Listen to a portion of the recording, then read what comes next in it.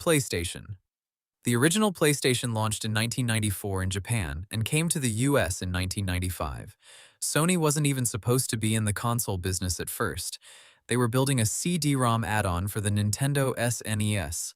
Nintendo backed out of the deal at the last second, and Sony got so annoyed that they decided to build their own machine instead. That decision ended up creating one of the biggest gaming brands in history. The PlayStation used CDs instead of cartridges, which meant cheaper games with way more storage space for full-motion video and voice acting. It had a 32-bit processor, and it's the console that made games like Final Fantasy VII and Metal Gear Solid possible. By the time it was discontinued, it had sold over 100 million units, making it the first console ever to hit that number. PlayStation 2. The PS2 came out in 2000, and it's still the best-selling console of all time, with over 155 million units sold. A huge part of that success was the built-in DVD player. In the early 2000s, a lot of people bought a PS2 just to watch movies, and the games came along as a bonus. The PS2 had an absolutely massive game library, somewhere around 4,000 titles across its lifetime, covering pretty much every genre you can think of.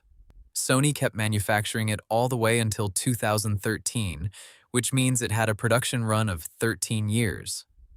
PlayStation 3. The PS3 launched in 2006 and had a rough start. It was expensive. The launch price was $599 for the higher-end model, and developers found the hardware genuinely difficult to work with because of its unusual cell processor architecture. Sony eventually simplified pricing, and the console found its footing. The PS3 was also the console that introduced Blu-ray as the disc format. It brought in the PlayStation Network for online multiplayer and digital purchases, and later models added things like improved storage and slimmer designs. By the end of its run, it had sold around 87 million units. PlayStation 4. Released in 2013, the PS4 was Sony's course correction after the PS3's rocky launch. It went back to a more traditional architecture that developers found much easier to build for, and it focused heavily on being a straightforward gaming machine rather than an all-in-one media center. That approach paid off. The PS4 sold over 117 million units, making it one of the most successful consoles ever.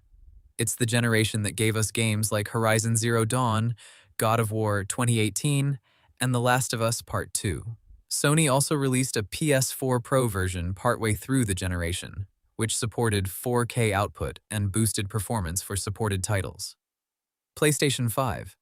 The PS5 launched in late 2020, right in the middle of the pandemic, which made it notoriously hard to find for the first year or two.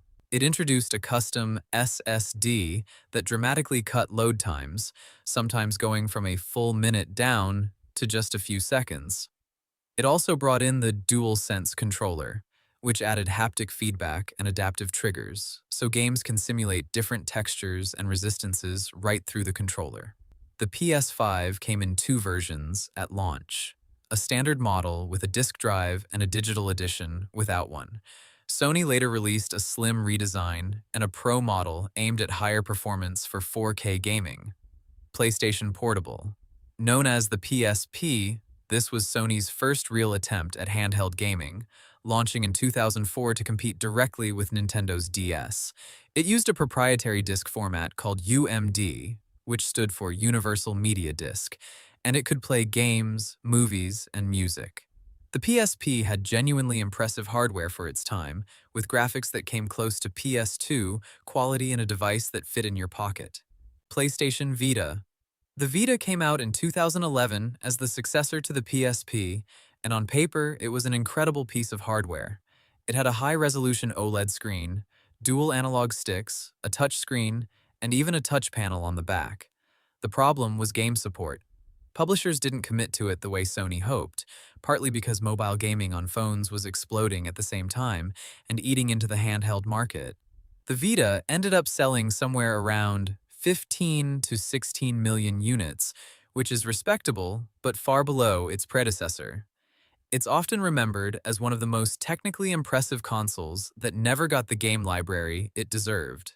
PlayStation VR.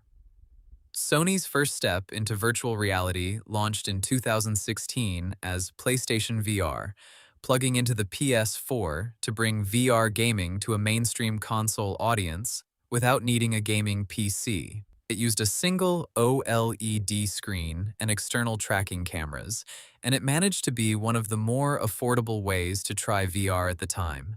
Games like Resident Evil 7 and Astro Bot Rescue Mission showed what the platform could really do. Sony followed it up with PlayStation VR2 in 2023, built specifically for the PS5, with a sharper display, eye tracking, and headset-based haptic feedback, aiming to push VR further into the mainstream. That's every PlayStation explained. If you enjoyed this breakdown, make sure to like and subscribe to TechXplainer for more.